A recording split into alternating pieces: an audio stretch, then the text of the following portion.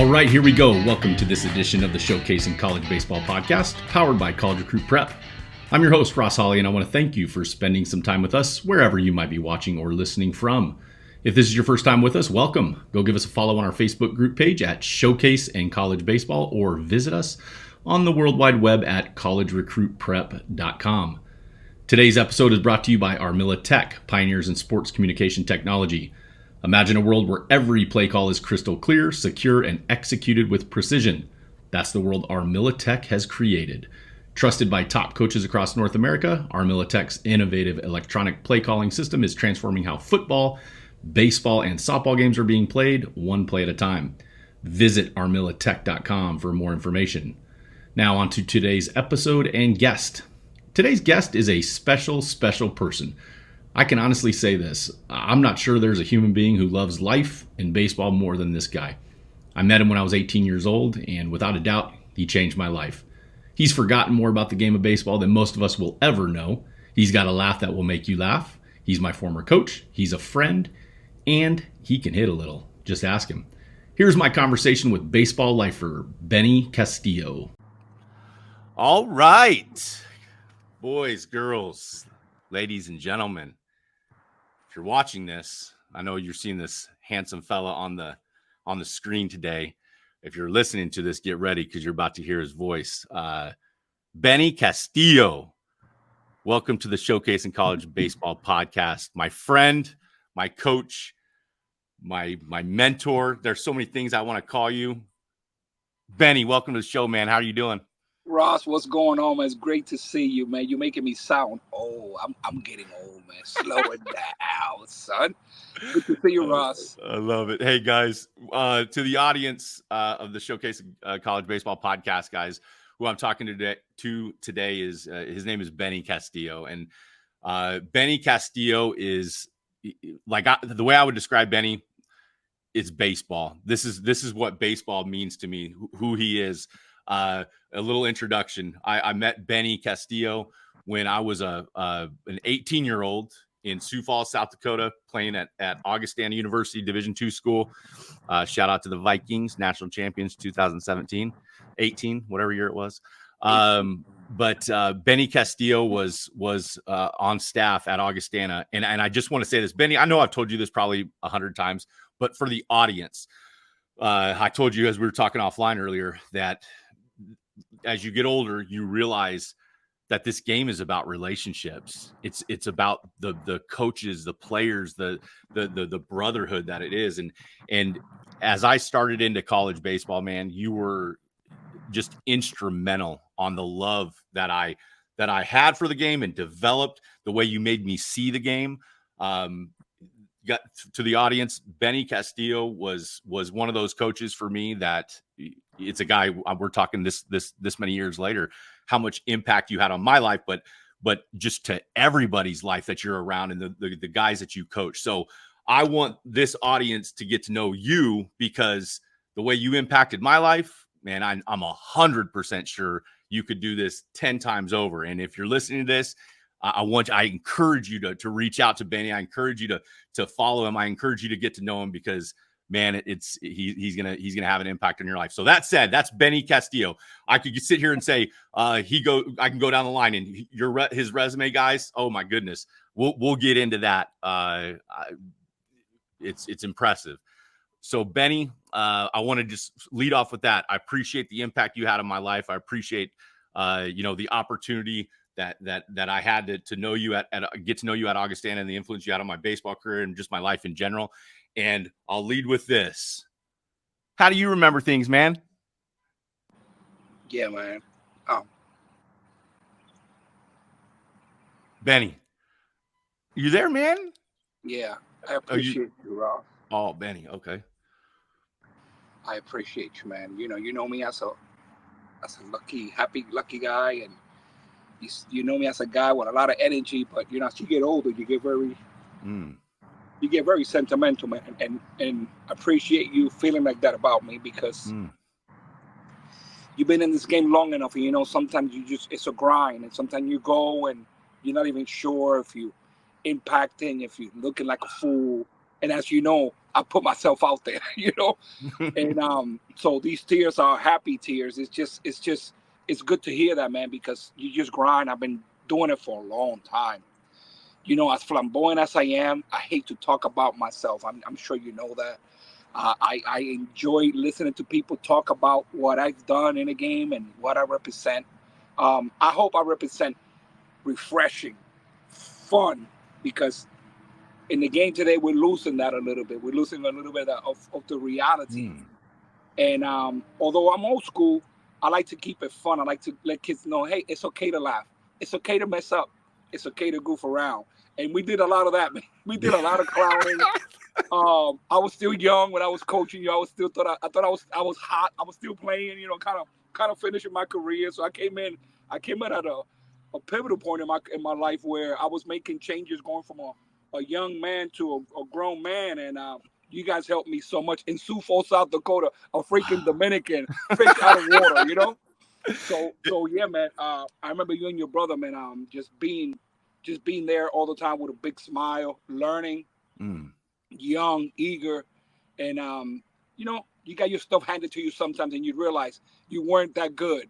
Amen. That's one of my favorite lines. You weren't that good. None of us are that good, and that's where I take it from. I start from there. Every kid that I come in contact with, I'm okay with being ridiculed or looking like the old senile man, but I let them know you're not that good. And sometimes I don't use clean language, as you know. So I start from there. I let them know they're not that good. I love you. I think you're okay, but you're not that good. You know why? Because when I was in spring training with the Texas Rangers, I came out of Oklahoma State, big cock daddy, and I'm I'm taking BP, and I'm thinking the whole world's watching me. This is in the middle of spring training, 250 players in all the diamonds, the 4 diamonds. Yep. And this old man back then, they smoked. He was smoking and hiding it behind his leg. And I come out of the cage and I hit the cage because I'm pissed off, but I'm acting all cock daddy. He goes, and it's real quiet. He goes, "You ain't that good, Castillo." And I don't know if to be his ass or high. And I got all, and you know what? I went back to my room. I go, he's right. I'm not that good. So if we start from that level, if we start this podcast from that level, then people know what this is going to be like for the rest of the next 40 minutes. Man, Benny. Hey, you know what? I'm so glad you said that, because this is what I want to communicate and articulate. I didn't understand that. Like when I was 18, guys, and it's okay to admit you don't know what you're doing. It's okay to admit you don't know what's going on. It's okay to ask for help. But what Benny helped me understand, that's crazy that Benny, that statement impacted you so much, because it impacted me. It made me realize, don't take yourself so seriously. What are we doing? Why is it so important? Back up a little. What are we doing? Yes. So I love hearing that. And I want to, Benny, I know you don't like talking about yourself, but listen, dude, it's important, because we're laying the train track, the foundation. It's your credibility, and guys, what Benny has seen in the game, what he's done in the game, he's forgotten more about baseball than most of us will ever even learn. So, Benny, I want to start with this. I want to stay directed, because I want to go at a couple different dots on the timeline. I want to know about Benigno Castillo, and your upbringing, man, because of who you are and the spirit that you have, and how happy and energetic you are. Tell us about yourself. I want to know, where were you born? Where'd you come up? What was your upbringing like, in your early years? Man, listen, Ross, my life is like a movie, man. My life is like a good movie. Like a good movie. I always like to think that, the cliche of your glass is halfway full. Yeah. From the day you met me, you could say that about me, right? That's right. Yeah, man. I like to think that my glass is halfway full. I have a lot of things to be sad about. I have a lot of things to say, whoa, and I do. I'm human. Oh, I'm this and that and this. But when I came up, I was born in Dominican Republic, I'm youngest of 5. Very poor, just like you see on TV. None of that stuff on TV is fake. just dirt poor. No dad around, just a mom. And at a young age, we moved to the island of Puerto Rico back in the 70s and the 60s. You were always trying to hop around to find a better life, like any other human being. Well, my mother met a man, older man, and he took us to Puerto Rico. And I was very young, and I found a baseball one day at this baseball field, walking around with my brother, and we always had to share stuff, and we always cursed a lot. As little kids, we always cursed a lot, and we fighting over this ball, and he goes, "Well, you gotta, that's our ball," and I go, "Yeah, that's my ball," and we went back and forth. So what I did is I got mad at him, and I cut the baseball in half. It was a Rory. I cut it in half. I was so mad at him, I cut it in half. And then I started taking the string out, the string inside. Yeah. And he's like, "You dumbass. Now we don't have a ball." But I just got caught up with opening it in half. And when I got to the bottom, it had a little ball inside. I was kind of disappointed. But that was my introduction to baseball. Wow. Then I met a guy named Ed Figueroa. Used to be a pitcher with the Yankees in the big leagues. When I was like 8 years old, I was at a baseball field. And Felix Millan, these are old-timers, Puerto Rican players that play in the big leagues. And they practiced in the park in front of my house. Wow. Thurman Munson was there. I didn't even know these. I know this. I knew this because when I went back and remember, I said, "These are Thurman Munson." I go up to them. They give me a hug. Thurman Munson plays with my hair. And I go, "Hey, can I play with you guys?" He goes, they're laughing. They cracking up, Ross. You know me, right? I said, "Yo, can I play with you guys?" "I can play with you guys." He goes, "Felix, go play with my son." I go, "He's too young." He goes, "Go play with my son." That dude served me. He rocked my world. 1992, I'm in the Florida State League. They announced Felix Millan Jr., and it's the same little boy. No way. And I went out to the game and said, "Hey, I met you maybe 20-some years ago." He didn't remember. But anyway, that was my start to baseball. Then I moved to New York. Listen to this. I go to New York, and it's just like on TV when you watch those gangster movies. Kids playing stickball in the street. Yeah. Just like that, with a tank top and with a stick. And I'm just a savage. I'm just straight from Dominican, just ripping and running. First base is the wheel, the tire of a car. Second base is the sewer hole. Third base is another car. Hopefully that car don't leave, right? Because we won't have a third base. And it's all concrete. And every time I play, guys would hesitate to dive over a car. I'm freaking, as you already know. I'm diving over cars and I'm getting all caught up, but I'm looking like Craig Nettles and I'm looking like a superstar, like my Yankees. That's all I care about. I was looking like a superstar. Wow. And I'm whistling and getting all that New York City vibe. And I fell in love with baseball. Well, lo and behold, I didn't even know there was a cop. There was a cop that always watched us in his car unit, always in the background, always watching us play. 2 white guys. I only mention that because the only connection with white people were cops. And a few teachers. So he called me over there. He goes, "Hey, Henry." That's my middle name. He goes, "Hey, Henry." I go over there. He says, "Hey, Joe, what's up?"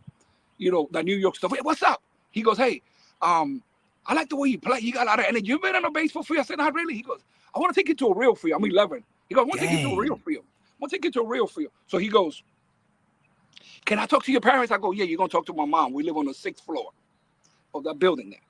So he goes, "I'm going to come back. I'm going to park, and one day I'm going to take you." So sure enough, he comes and parks. He's got that beautiful New York City. Remember those hats back in the 70s? Oh, man. Woo, he's walking.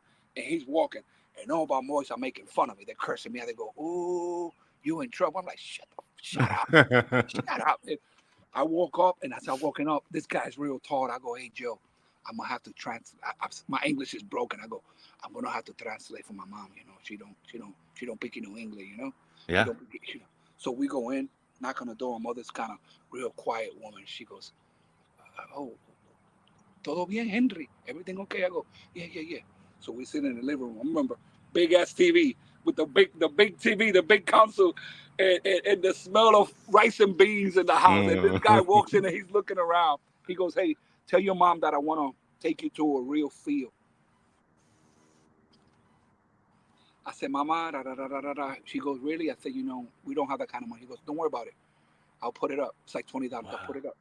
That guy pick me up on Saturday. I slept with my freaking uniform on Friday. Oh my gosh, Benny. And he takes me to a park, and I'm in this car. I never been. I think I've been in 2 cars my whole life by then. I'm in this car, just like, ooh. I've been in 2 cars, period. Not a police car. I've been in like 2 or 3 cars in my whole life. Did he take you in Did he take you in his squad car? Took me his squad car, and I'm freaking looking, and my buddies are like, my buddies now are freaking jealous. Now they talking all that shit. Now they jealous, and I'm in this car, and I'm like, and I get there to the suburbs. All this well-to-do white kids with gloves. Hey, with gloves. I don't think I ever had a glove in my life. With gloves. You're using a piece of cardboard or what? No. He bought me a glove. Wow. And it had a strap. And me with my ADD, I'm going the whole ride. So when I get there, Ross, I'm looking at this dirt and this grass, and I go, it's on. I looked at him and go, what? And they start hitting me ground balls. And I come by, he goes, you like it, Henry? I go, oh my God, the ball just goes straight. I said, the ball just goes straight. And people think I'm Dominican. I learned my stuff in Dominican Republic. No, I learned my stuff in New York City. I fell in love with baseball in the Bronx, New York. The Bronx. That's what I was going to ask, is which borough. So the Bronx. Okay, so this is when you're 11 years old. I'm 11 years old. It's a tryout. It's a tryout for a team that's going to travel the world. He gives me that glove. He goes, don't wear that glove. I'm going to try to get you an older glove. Don't wear that glove. He got me an older glove, but I wanted to show off. He said, don't wear that glove because the ball's going to keep coming out. And I'm like, I want to wear that glove. Well, I'm 209. They gave me a number with the, how the track. Wow. Yeah. I'm 209. The last day I get cut. Oh. That's why you see me, Ross. I failed at a young age. That's why I'm so tough on you guys. I learned how to fail. Wow, I learned how to fail. Anyway, they called 290, I think, and he goes, I don't think they call you, Henry. I go, let's go check. And this old man in his bike tight shorts and his whistle and his yeah. And I go up to him, I go, hey, sir, you called 209? He goes, no, I called 290. And I went home, went in my room. I told my mom, if Zach, Israel, and anybody comes to see me, I'm not here for the whole summer.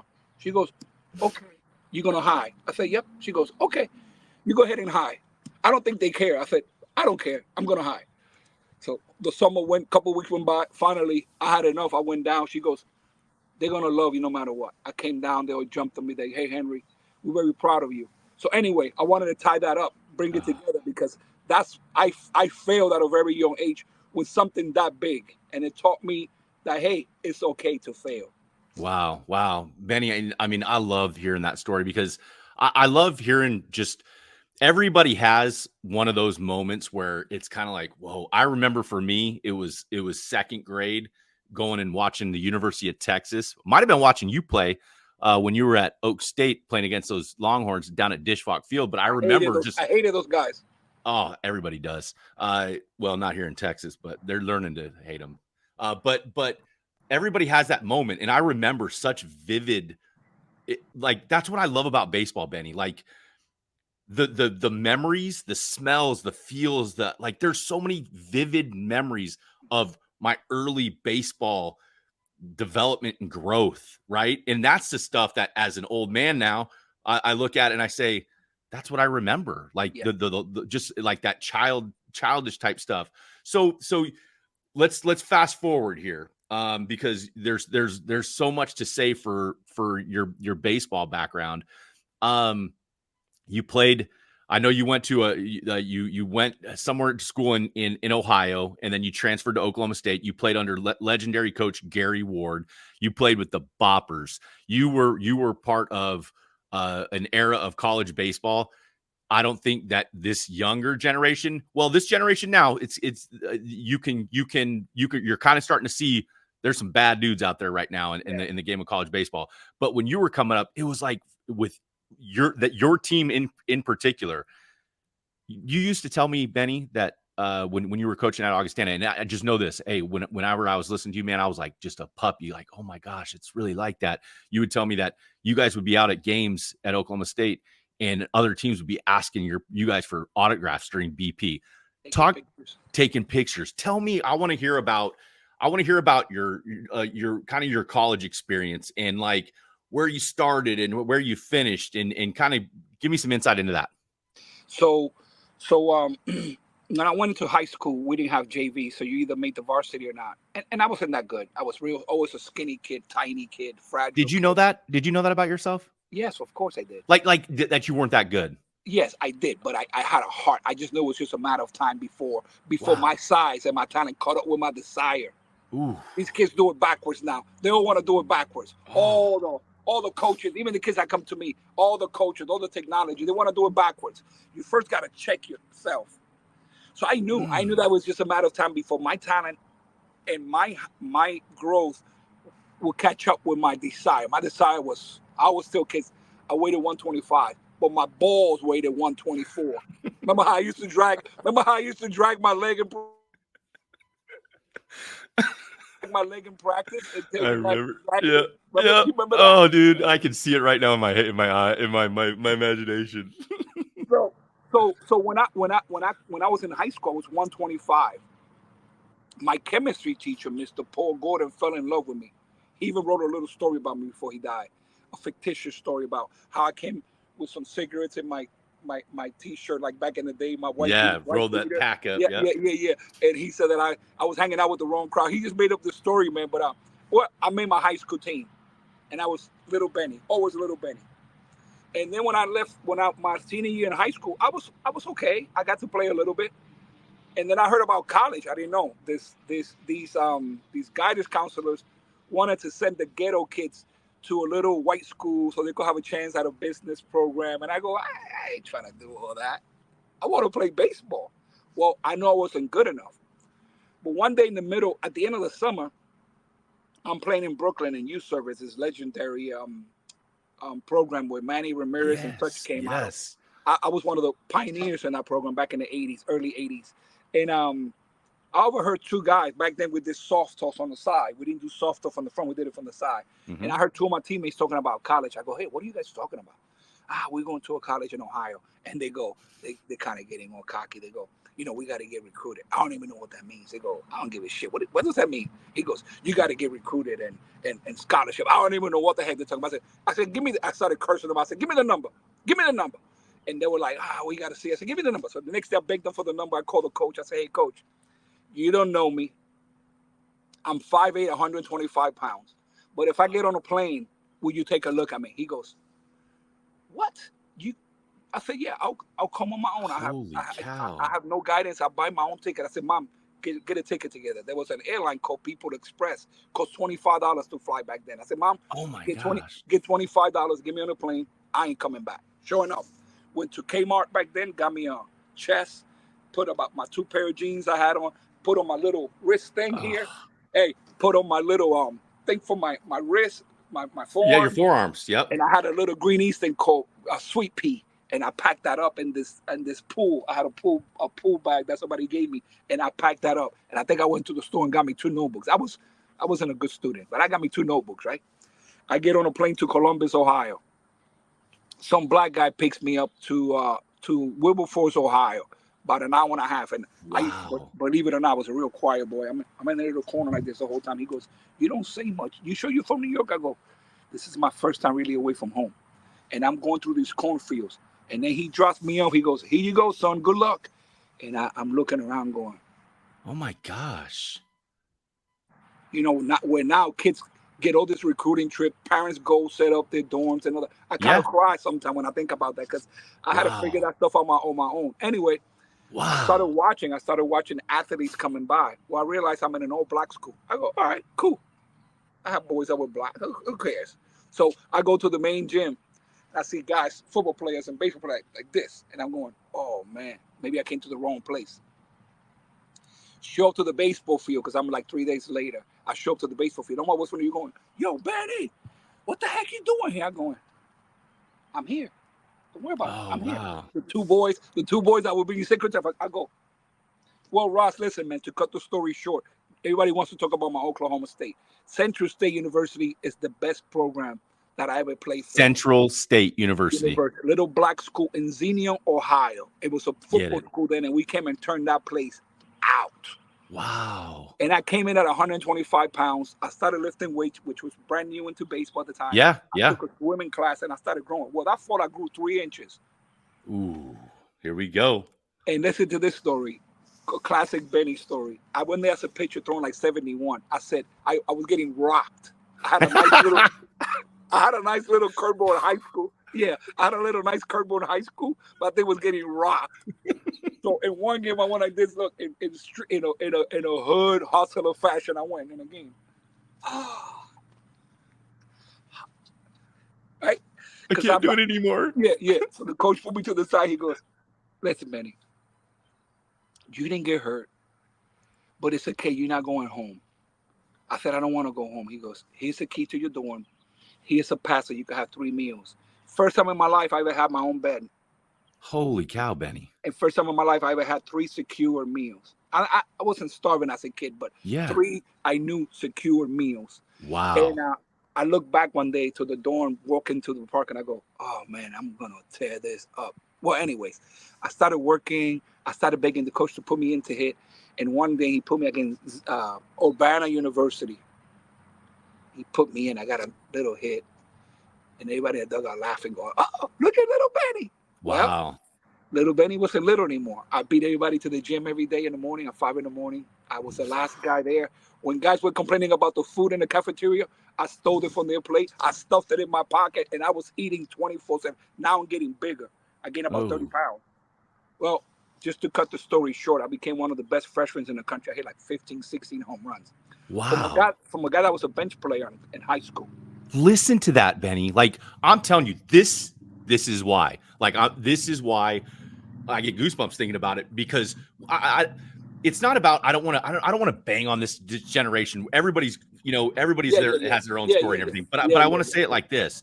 Like, I want to reiterate the reason why you're so special to so many people that I know that you've impacted is because of something you said earlier, and it's your heart, man. Like, you can't fake your heart. You can't fake whether or not you love or out. Are you in or out? You can't fake. Right. So to you guys listening, if you're listening to this podcast, and I know they say this all the time to those kids out there that are maybe I should play the video game. Maybe go ahead, but remember this: you got dudes like Benny Castillo that are coming, and they're going to come, and they're going to take your job. And as a competitor, hearing that story, this is a guy that figured a way out to Ohio and told his mom, "I'm not coming back." You figured it out on your own and you wanted it more. Like, to me as a competitor, that makes me want to work 10 times harder, because I'm like, check this out, Rob. So check this out. When later on we talk about Oklahoma State, but when I had that year, I said, you know what? I'm going to set goals. So I started working like a maniac. And I had a picture of this. I don't know why, but I had a picture of this white freckled red-haired kid in Nebraska. I just had this guy. That was my menace.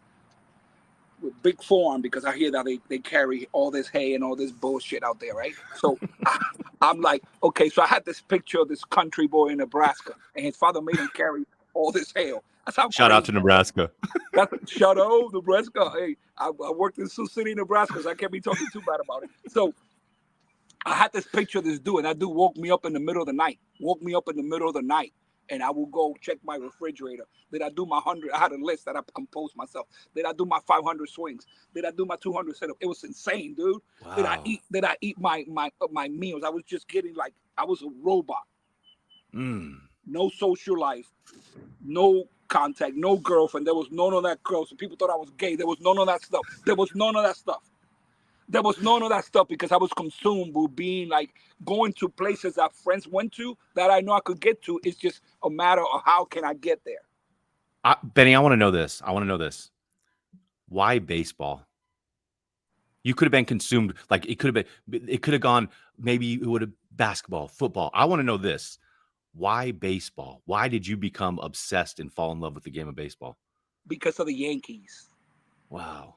I grew up where you could hear the noise from the Yankees. Greg Nettles, when he used to dive at third base, I'm like, oh my God. I just wanted to die, right? My friends used to hate me because I go, yo, I want to die. Well, when I play football, throw it over the, I could die, and I'll be crashing into the hydrant. And they're like, Benny, there's more to it than diving. I just wanted to die. I just wanted that showpiece. You know, then Reggie Jackson came on the scene. Reggie Jackson was one of the first men of color that stood up for what was, you know, he was arrogant.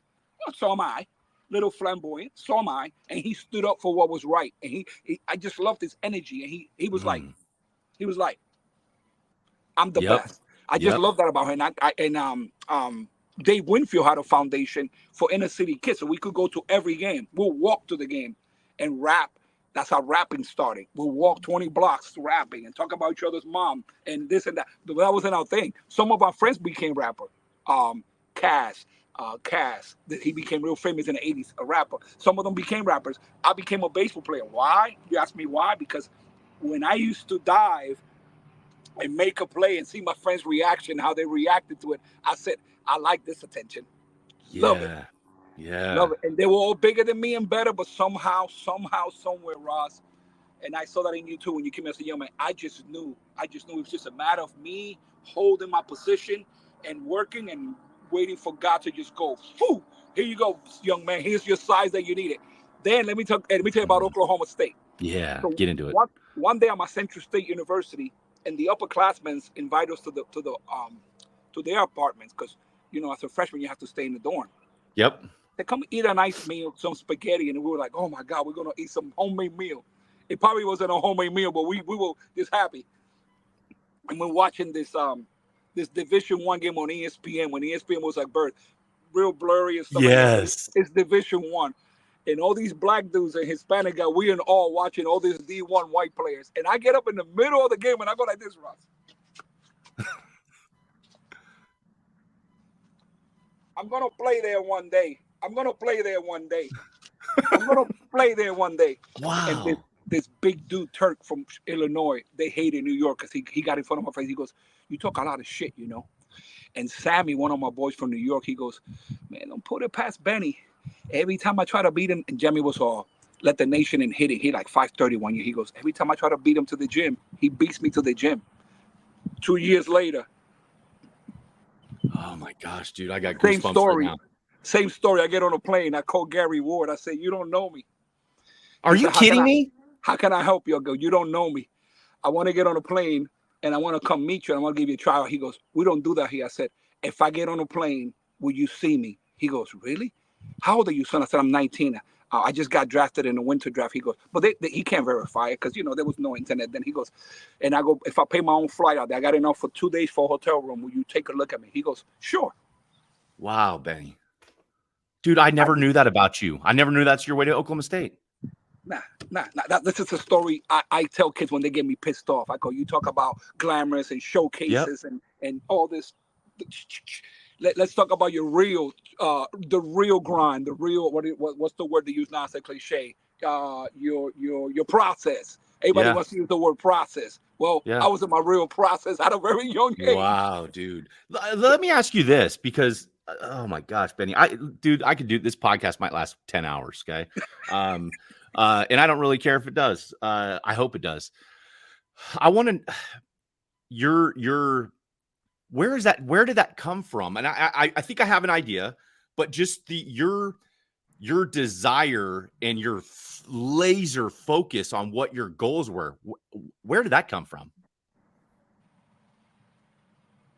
You know, when you grow up in the Bronx, when you grow up in places like New York City, a lot of well-to-do people or middle-class people that are comfortable, they don't want to hear stories like that. Oh, it's the same old story. Nobody wants to hear that you had it rough. We all had it rough. Remember, when you have it rough, when you have it rough and you're an outcast, I never looked at it that way, but when you have it rough, that's an internal, not for everybody, but that's an internal thing for some people like me. I'm a freaking animal. I want to rip your heart out. Yeah, you do. I want to have what you have. And not because you're white and you're middle class. I just wanted the same opportunity. And that's what I want for all my kids, whatever they're from. So when I was growing up, I used to get on the train. And I was very observant. I had my Walkman on, you know. Do you really want to hurt me? And I'm jamming to my music, right? Do you really want me? Hey, and anyway, I'm on the train. I'm watching all these people, right? And I'm watching as the train is going through downtown, through the middle town, to uptown. And I always notice the same population get off in the same stops, and then this population gets in the same stop, and this population. And I started putting it together. Well, there's social classes. As a young boy, I started realizing there's social classes. There are places that I'm forbidden to go into because that's just the way it is. I'm not in that. I'm not in that status. And I just started telling myself, instead of getting all pissed off, I watch these well-to-do business guy with suits, expensive suits. You can tell going to Wall Street because my school was by Wall Street. And I go, how can I get on that status? And I just started researching. I started watching people. I started going, how can I get on my hustle? How can I go to Princeton? I just knew I wasn't that kind of a student. So how can I go to college? How can a Dominican, poor ass Dominican kids with no dad, no resources, on public assistant and freaking Section 8 roaches and rats bigger than you? How can I go to a college? Nobody in my family has ever gone past high school. How can I do that? And that was just my mission. Man, that makes, oh gosh, kind of, it makes sense. And I want to go back because I know this, people listening to this, guys, I want to hear more about this Oklahoma State because, guys, we're talking big time stuff. Gary Ward is one of the most famous, legendary, winningest coaches, one of the most well-known names in the history of the game of college baseball, period. Gary Ward, the sequential unlocking of body parts to maximize bat speed at the point of contact. You got that written down. You got that written down. I swear I don't. But I know this. I used to think about that. You told me that phrase one time. You said, hey, and back then when I was 18, 19, I'm like, what does that even mean? The sequential unlocking of body parts to maximize bat speed at the point of contact. You know what? When I started to really think about pitching after I've started to play, and even after my playing career, I started to think it's kind of like pitching, you know? And so that phrase stuck in my head, and it was like the sequential unlocking of body parts to maximize arm speed at the point of release, right? Similar type stuff. I want to get to you on Oklahoma State. You call Gary Ward, you get a tryout. You go try out. What happened? The secretary goes, can I help you? I go, I'm Benny. He goes, oh, Benny that came from New York. I go, yes. He goes, I don't know when he's going to be back. I said, in typical Dominican fashion, we wait 20 hours and we have to. I'm sitting there and she's bugging me every hour. And I'm thinking, how can I get this lady to disappear? She's asking me if I'm okay. I'm like, yeah, I'm good. I'm good. We're good. And I'm just sitting there. A couple hours ago. Remember, I got drafted in that winter out of a JUCO. I went from Central State to a JUCO and tore it up. Got drafted in the last winter draft in the 4th round by the Indians. Wow. So I'm bigger, I'm puffed up, I'm 6 foot. I'm chilling now. Now I'm thinking I'm pretty good. Man, when that man showed up, I crumbled like a little girl, you know what I mean? We always talk about that little. Yeah. Anyway, yeah. He walks up and he got them glasses and country boy, he walks in. He got a chew, right? Can I help you? I'm like, oh. I said, yeah, I'm Benny Castillo. He goes, oh yeah, come on in. This guy takes me in his office. I've never seen an office that big, all mahogany, and all these trophies and all these flags, and I'm sitting there going, I thought I was pretty confident. I'm like, holy I'm watching Peter and Cavilli, and I'm watching all these guys that I saw on ESPN, and I'm going, whoa. He goes, how can I help you, son? I didn't know what to say. I remember he leaned back on his chair. You know those office chairs that lean all the way back? Yeah. And he's like this, look like this, like a big shot like this. And I'm going, what do I say to this guy? I got no representation. All I got is just me, 19-year-old. What do I tell this guy? He's like, I understand you just got on a plane. You wanted to check out our program. I'll say, yes, sir. I just got drafted. I got a scholarship. I just found out what a scholarship. I got a scholarship to a bunch of schools, Alabama, Tennessee, Kentucky. I had scholarship to all these schools. They used to fly in to come see me in JUCO. I didn't even know what it was. My coach said, Benny, there's a coach that want to see you. And I go, I'm training. He goes, I'm stretching. He goes, you gotta come see these people. That's what you gotta do. And I'm like, I'm stretching. the GM from the Indians came, and I'm like, I'm stretching. He goes, so you gotta come see him. Anyway, all these schools that I go, I asked my friend, what's the best baseball program? He goes, Oklahoma State. I said, that's where I'm going. He goes, no, Benny, they didn't give you scholarships. I said, that's where I'm going. Dang, dude. So I showed up there. I told him, he goes, how come you didn't take your scholarship? I go, I want to play here. Oh my gosh. He said, well, really, we really don't do that. We really don't give tryout. I said, but I think he was impressed when I told him I was drafted and all those schools. And I started rattling, right? And he had to wait for the next baseball weekly edition, Baseball America edition that comes out every month. So he had to believe me then. He couldn't wait a week, a month, maybe pass on a talented kid, right? Yep. So listen to this, Ross. He goes, okay, I'm gonna try you out. Come back. I come back. I go in the locker room, and I'm cocky. I'm 19 years old, and I think I'm pretty hot. I wore my wrist tape, and this trainer doesn't even know me. I put my hand on his chest, and he goes, I'm nobody. He goes like that, whoa. And I go, tape me. He goes, no. He throws me the tape, and I tape it myself, and I'm looking at him going, bitch, I'm going to put my hands all over you one day. I'm thinking, right? Put the pre-wrap. Put the tape. Looking good. Looking good, right? Just for show.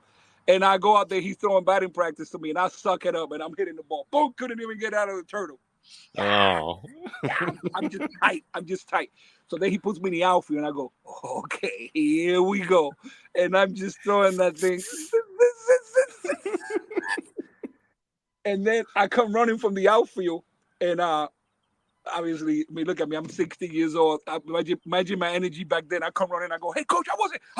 He goes, well, I'm down. He goes, you're hitting. It's got a lot of work to do, but I love your arm and I love your energy. He goes, go get a jersey. I need your energy around this. And I put my hand on his shoulder. I said, don't worry about it, coach. I'm not going to disappoint you. My last word to that man. Can you imagine, like, again, hey guys, I'm lost in this conversation. We're talking to Benny Castillo here today, Showcasing College Baseball podcast. Benny is a baseball lifer. This guy has been there, done that 10 times over. One of my former coaches. So Benny Castillo, I want to remind everybody who we're talking to today, Benny. Benny, you played it. You have such a resume. You went on after your playing career. You played professionally for 15 years. Yeah. You went on and you started coaching. I want to know more about your coaching career. Like you coached them in college. You managed in professional baseball. Give me some highlights of the professional managing career and why you really got into coaching. When I got done playing, when my talent started swindling, my talent level started decreasing. I started playing independent ball, and somewhat started dominating independent ball. But then I realized maybe I mature, or maybe because the level is not as good. It's just a combination, right? So I got real confident, and as I got older, I started investing a lot of my time in the younger players, the younger Latino players. I would translate for them, or the younger kid coming from Iowa, whatever. I was an older guy. I was in my 30s, early 30s when I started playing independent ball, and got picked up again by affiliate, by the Indians, by the Rangers, and I always came back to independent ball. And one day, Gary Ward at Oklahoma State, he goes, Benny, one day you're going to be a good coach, because I used to do his summer camps. And he always said, the way you touch kids, the way you talk to kids, one day you're going to be a good kid. And coming from him, I'm like, whoa, Yeah. So I started believing that. And then when I got older in my career, when I knew I wasn't going to go anywhere, I just used independent ball to have fun and to kind of get ready for my coaching career. And a friend of mine, Harry Stavano, one of my dearest friends, he bought a team, the Sioux Falls Canaries. Yep. And I'm at Augustana coaching you guys. And I come home before the cell phones. I come home and check my messages. He goes, you got one message. Hey, Benny. Hey, Benny, call me. I got something to tell you. Call me after class. So I called him. He goes, he was a crazy ass Greek. He goes, I just bought a team and I want you to be the manager. I said, no, I'm 31 years old. Holy cow. He rattled all these players that play in the big leagues and triple. I go, no. He goes, yes, you're gonna be my manager. And for weeks, man, when I was coaching you guys, I'm just thinking about it, getting nervous. And he goes, you're gonna be my manager. I'm gonna get you a pitching coach that's older, that was in the big leagues, that's gonna protect you. And that's how I got into managing. Wow. Okay, so you went from the Canaries, and I know you managed, I want to say, in the Marlins organization. Yeah, that was my first job in affiliate. Yep. Okay. Here's what I want to talk about. You because to me it's such when you describe the way Gary Ward, the way you are with young men, like the way you are with the players, that's what I felt. I know this for you guys listening. We're talking to Benny Castillo today. Don't make me cry anymore, baby. Hey, dude, I'm not going to. But your BP, you made me feel like Babe Ruth. I was like, oh yeah, but I knew you were a natural as a coach. So what motivated you? What motivates you as a coach? Like still to the day, guys. Benny runs a facility in Lakeland. Did I say that right? Lakeland? Yes. Lakeland, Florida, called Cool Breeze Academy. Guys, he's still giving to the game this day. He is all baseball. So why? What motivates you to keep getting after these kids? Because I know that it's bigger than baseball. I used to love watching in your eyes when I threw BP to you and when you sucked. And I looked at you like a sun in your eye and I go, really? Oh, man. Really? Yeah. Is that what we freaking practice? And get your ass back in there. So I just like that interaction, talking to you like a kid, like you're my son. Yeah. You know, I have a daughter, Bailey. Yep. She had the worst of it because, can you imagine? Oh. I mean, at one point I had to hire a coach because it was just, I couldn't do it. I can't, you can't just turn that off. Right. So you asked me why I did it. Is because when I threw BP to you and I'm investing all my energy in you and you're not giving all your energy, I just want to pull you to the side and really strangle you, really. Like, yes. I want to go back to those days where we could slap you on top of the head and say, hey, man, what are we doing here? Why did you move from Denver to here? What the heck? Yep. What are you doing? You wasting your parents' money? You just want to be, you remember when I had a conversation with a boys at Augie? You just want to be little rich white suburban white boys and be in a club? Oh, because one guy was saying, you come here with your Dominican stuff. We don't need that here. I said, oh, you want a country club? Wow. You know what? I don't ever remember, but I like that. But I do remember you having to set some people straight and say, that's not how this is. That's not how this works. Not when I'm here. And it's not because of me. It's because we're going to do this the right way. And I don't care if you're rich, if you're white, if you're black, if you're skinny, if you're yellow. We're going to do this shit the right way. Yep. And that's my intensity. It's not my way. I'm not trying to push my way onto you. I just wanted to let you know that if you really talking crap because you were all cornfields and you were all whatever you came from, doesn't mean anything. That's right. You're going to face guys that are better than you. And what are you going to do when you come to Augie or you go to the minor leagues and you're not the best anymore? You're going to fold, or you're going to take some of these skills and this ass whipping you're taking from a guy like me and other guys and make that work. That's my whole purpose, man. It's not, as you know, it's not for glamour. It's not for attention. It's not for the money, for sure. I just enjoy that. I enjoy looking at a kid in the eye and going, what the are we doing? Gosh, and it's so needed. It's so needed. I'm going to get you going on this. I'm an old school baseball guy. I like to say that there are things that you can adapt to and you can adjust to, and we change, right? As humans, I think natural growth and change is good. Man, some of the stuff that goes on in the game of baseball today, Benny, just I don't understand it, I guess. Maybe that's the best way to say it. I know you're still deeply involved in the game and teaching the game. I want kind of your stance on the state of the game right now. Like the launch angle, the spin rates, all this stuff. I talked to some new guys, recently, and they're sitting there, telling me about the analytics type stuff that they pay attention to. And I'm like, man, I don't even know if I could have done that. I want your take on the state of game, on the game of baseball, since you've been there, done that, and you have the resume to talk about it. How do you feel about everything, where everything's at right now?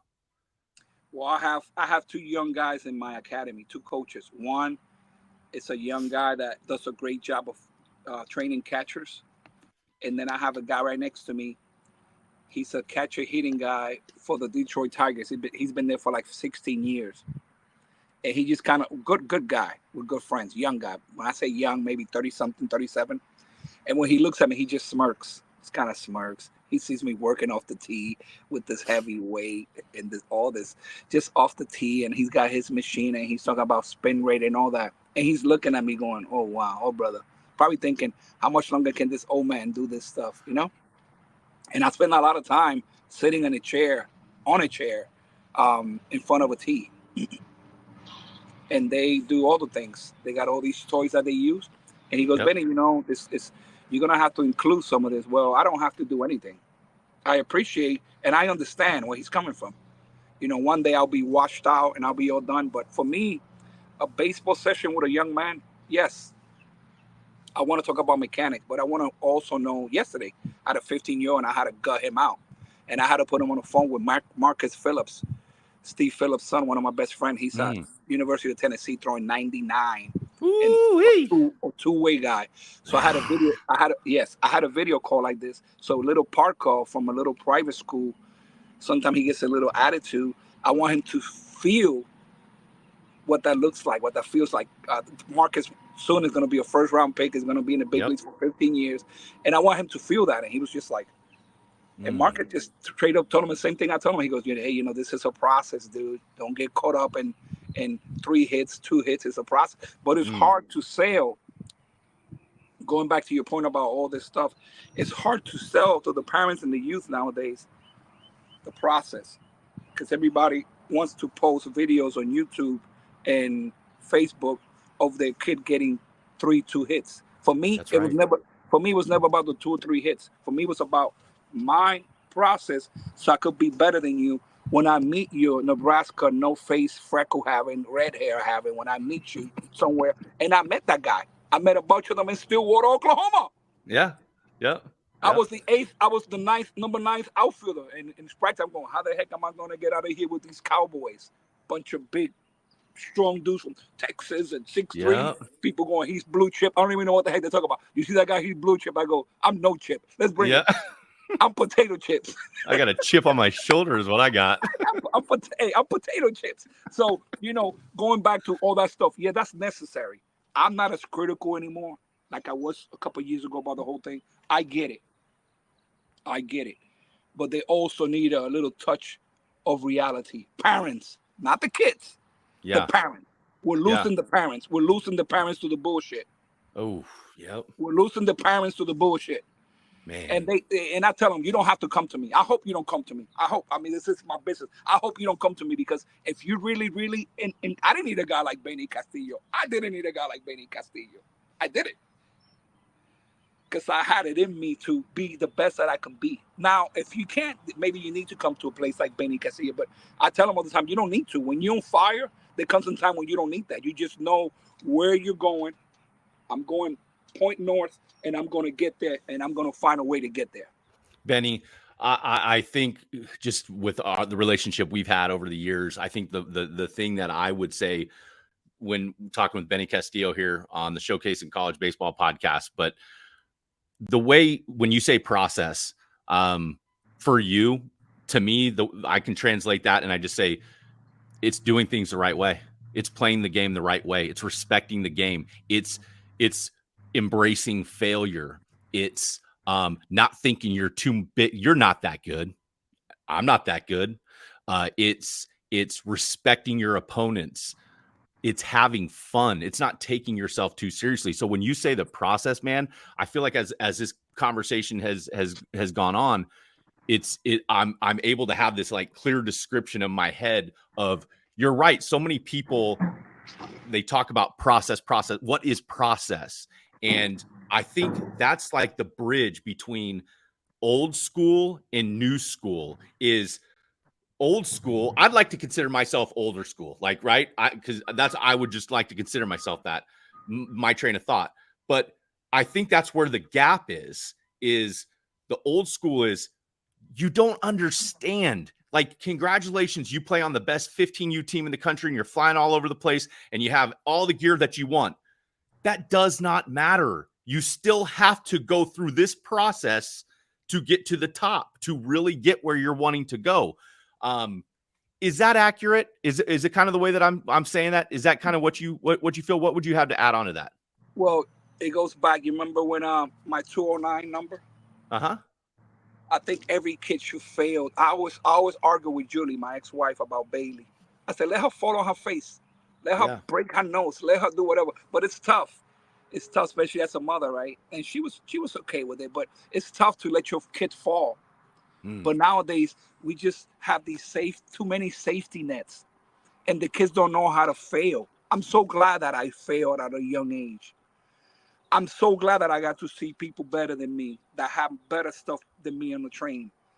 I'm glad that I saw bad things. Now we're trying to hide our kids from bad stuff and good stuff and from real life. I'm just so glad that I got to live a full life at a young age. And I got to realize, if I'm going to go to Oklahoma State, I better find out what those boys are eating and what they're doing. Golly. And when I got there, people fell in love with me because of my energy. They could never tell you Benny was a great player, but they could tell you that guy showed up. He wanted to eat that field. Hey, man, you used to say, hey, some of the best advice I ever received, because I want to get into this. A couple more questions here, Benny. Some of the best baseball advice I ever received was from you, okay? And here's what you said to me. I remember sitting down with you my freshman year, and you said, we were talking about professional baseball, and you said, Ross, as long as you're playing, you have a chance. Yes. As long as you're playing, you have a chance. And I hear about your and another piece of advice that you gave me is you said, do you want to be a big leaguer? And I'm like, yeah, I mean, I want to play professional baseball. I want to be a big leaguer. I want to be in the Hall of Fame. He said, watch what they do. Watch what they do. You think that watch what those guys do and go do what they do. It's not rocket science. If you want to be if you're listening to this today and you're a young man out there listening, you got dreams of playing in the game at the higher levels, like pick your spot. Benny said, hey, Oklahoma State. What did he just say right here? Benny said, what are those guys doing? What are they eating? What is their that's what I got to do. If you want to be in the big leagues, do what big leaguers do, right? The best advice ever was, as long as you're playing, you have a chance. Tell me what that means to you. You know, we want to complain. We want to quit when we go 0 for 5, when we get rocked, when we have a couple bad outings. We want to quit. We want to quit, right? So it's, to me, it's how deep does that hunger of you saying that you want to be successful? How much does it wake you up in the middle of the night, man?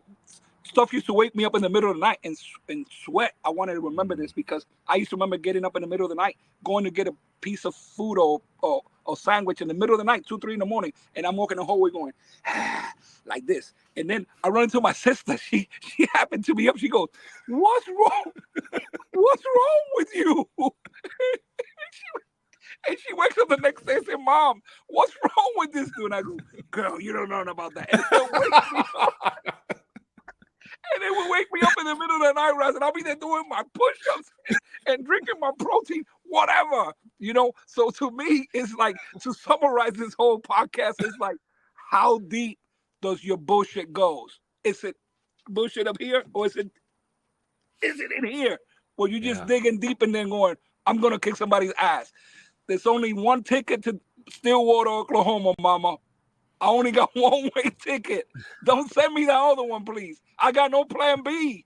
I have no plan B. Ooh, I have no plan B, mama. Don't get me that ticket. I don't need it. Oh, what about? I said, don't worry about what about. They ain't going to be. No, what about? Listen to that. Benny, as we kind of one or two more questions here, as we kind of wind this down, I want you to, like I said at the beginning of this podcast, the reason why I brought you on today is because the impact you had on me. I want you to impact. I want what you gave me. I want you to give to other people, and I think you're doing that right now. But specifically, let's give me some advice. What's your advice to those young players out there that are wanting to play at the next level? Maybe they're stuck, they're down on their luck, they're not really sure if they should keep going. What's your advice to the younger players out there, wanting to play at the higher levels? Here I'm gonna promote myself a little bit. So I'm putting a group of kids, teenagers together to take them to Dominican Republic for the summer. 99% of them are suburban, well-to-do white kids. And I have to mention race because American kids are losing the battle to professional baseball, to these international players. Not just in baseball either. It's very sensitive, right? Doesn't mean that a white kid can make it. I read a post the other day where a white guy posted, "It's okay to be white. It's okay to be white. It's okay to be white. It's okay to be black. It's okay to be whatever you want. It's okay." Yep. But just know that when you turn the TV, and I had a kid that I sent to a college, Connor State College, where I went to, and he came back. I told his grandfather, well-to-do kid, kind of a little bit. He didn't want to follow the process. He wanted to be pretty. But I took him out there anyway. They put him on the team and everything. I told his grandfather, which was one of my best friends, a couple of things are going to happen. He's going to call you the first couple of days. He's either going to complain about the food in the cafeteria. The second day, he's going to complain about the weather. Then he's going to complain about the kids being loud. And then he's going to complain about the coach. Or it could be this and that, showing off, just like this. Wow. Oh, he's complaining about the food. What did I do? I just stole his food and ate it. Then he complained about the Dominican Republic that may be 25 instead of 20. Who gives a shit? Then he complained about not getting an opportunity. Well, he was home after the first semester. So my advice to these kids, right, which 99%, 95% are suburban white kids that are playing baseball. Now, in the U.S., black kids are not playing baseball anymore. Let's face it. And Latinos are coming from abroad, or the ones that are here, right? I'm not saying that if you're suburban, or if you're rich, or if you're white, or this and that, you're not going to make it. It's just you have to have a device in you, like a car has a GPS. Yep. A device that goes lock mode. I just got in an accident a couple of days ago. Luckily, I'm alive. And my phone went. It looks like you're in an accident. We all need a device to tell us. It looked like you in a process. It looked like you're locked in the process. Wow. It looked like you're insane. It looked like this. It looked like you're insane. It looked like you just senile. It looks like you just you're looking ridiculous. It looked like you don't have a girlfriend. It looks like you don't care about your prom. It looks like you don't care about your FTB or your XTX. It looks like you don't care about your Venom bat, whatever they call it nowadays. It looks like you don't care about It just looked like this device is locked in and we cannot get in. Boop, boop, boop, boop, boop, boop, boop. I'm gonna die like this, Ross. When you come to my funeral, if you're thinking, man, hopefully I die before you because I'm older. You look down and go, I wonder what Benny's thinking. I'm thinking, Ross, get me the heck out of here. I wanna throw some more BP. No, what you're going to be thinking while you're laying there is you're going to be thinking, throw me that cheese, son. Throw me that cheese, son. Hey, I want to finish this by saying, like, sorry, I'm getting so excited, man. I'm sorry. No, Benny, stop. Hey, I need you to be excited. I need this like once a week. Hey, listen, it's the entitlement. That's what I feel. I'll say it straight up. White, black, red, green, yellow. You can't play this game at a high level if you think you're owed something. And Benny, you are proof of that. Anybody can play this game. Does this game discriminate? No. You know what it discriminates against? Lazy, entitled people who think that they're bigger, they think they're more important, they think they've been there, done that. And it's not a negative thing. I'm not saying this is like, hey, if that's the way you want to be, but just understand this. That's not how it works at the higher levels. And your parents aren't going to buy you your way into a scholarship. Not anymore. Daddy's not. What's that? Not anymore. No. So I want to hammer that point home of what I hear you saying is it's like, if you're going to skip all the process, the true process, and things are handed to you, we're Well, way off. We're way off the mark. let me tell you something. Let me tell you something to ease your pain, okay? Because I'm a little older. We're old school, right? We old school. We set in our ways, and we have an idea. But it's our job. It's our job to meet these kids halfway. Yeah. It's not our job to keep talking bad about them. I'm done. Yep. I'm almost over that, talking about analytics, talking about how bad it is. Um, I told my friend Jeff Fry, I follow Jeff Fry. Yep. He Yep. goes off on people. He's got a bigger name. He doesn't need to listen to me. He knows me through the minor leagues and all that, but he doesn't have to listen to me. But I tell him, you know what?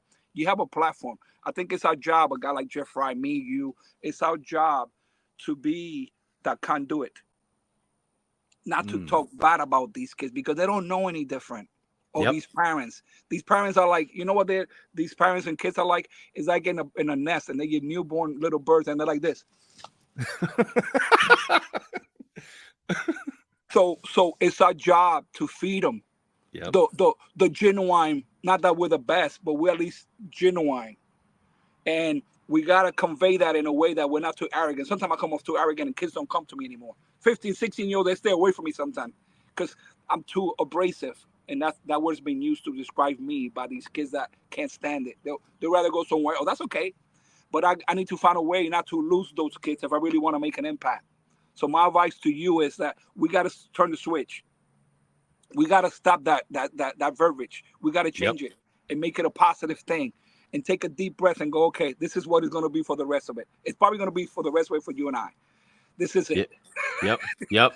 Hey, I love that perspective, Benny. And I always say this to anyone that I talk about, just the college recruiting process in general is, it's not about where you can't play. It's about where you can play and and let that fire in your heart, motivate you to find that place. Because listen, the baseball is the most beautiful game in the world, and the relationships and the connections that you're going to make far exceed anything you'll ever do on the field.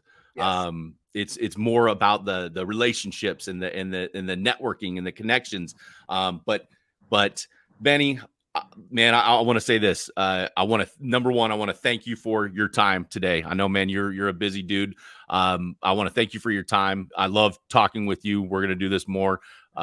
Even on this, we could probably do a weekly episode with you. The Benigno Castillo, vamonos. Oh man. Rob, hey, listen, let me tell you something real quick. Yep. The best gesture a coach ever done for me, it was a guy named Matty Alou. Remember the Alou brother, Felipe Alou, Jesus Alou? Yeah, Alou. Yeah. They play the outfield together. The only three brothers that played in the big leagues together in the outfield. Mateo Alou led the league in hitting for couple years. And he was my hitting instructor with the Tigers. He was a roving guy. He roved around. And when he came to Fayetteville, North Carolina, he took all the Dominican kids and put us together and took us to our apartment and gave us a ride. And he cooked for us. I remember this old man, this freaking big leaguer, cooking for us. And I'm watching this old man, old. He died recently. He's cooking for us. And I'm going, why? And this man was just so happy cooking for us. And I asked him, I said, why? He goes, because somebody did this for me before. And I like to remember those guys. He criticized my swing because I had a rough swing, but he was also trying to meet me halfway. And that's kind of what I'm pleading with you. It's like, you have to. He was changing. I was new to him. I was the new wave of guys with the wristbands and the chin guard and all this glare, right? And I started to come on the scene even back then. As much as I criticize it, we did a little bit of that too in the bat and all that, right? So he was trying to meet me halfway. As much as he hated it, he was trying to meet me halfway. So guys like you and I that are in a position, especially you now with the show and your position, and you go into people's living room, you go into families, you talk to families. We're in a position to impact. The only way we're going to impact is not by shoving stuff down their throat. That's me. But I'm changing. I'm trying to be that. Okay, man, this is where I came from. This is where I am. Can you show me what you do? And I could tell you if this is going to work out just by experience, because some of that stuff is not going to work, you know? Yep. No, Benny, that's really, really good stuff. And man, I'll just say this: we're going to wrap it up, and the Showcase of College Baseball podcast with Benny Castillo today.